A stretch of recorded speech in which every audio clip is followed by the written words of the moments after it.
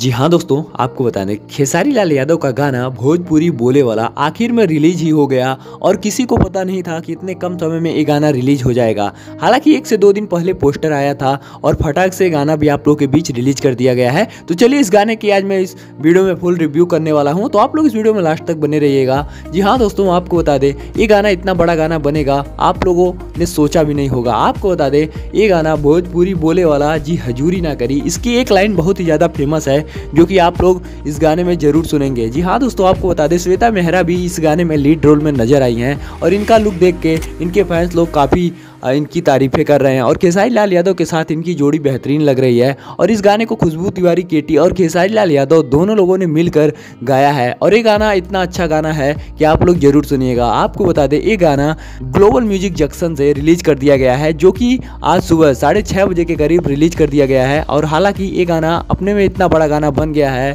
कि ये गाना बहुत जल्दी आप लोग को ट्रेंडिंग में देखने को मिलेगा। तो खेसारी लाल यादव के जितने भी फैंस हैं इस गाने को ज़्यादा से ज़्यादा शेयर कीजिएगा और इस गाने को नंबर 1 ट्रेंड पे जरूर लेके जाइएगा, क्योंकि अब तक का खेसारी लाल यादव का बहुत ही धमाकेदार और मस्त सॉन्ग है जिसको भोजपुरी बोले वाला के लाइरिक्स पे बनाया गया है और इस गाने की म्यूजिक भी बहुत अच्छे ढंग से बनाई गई है।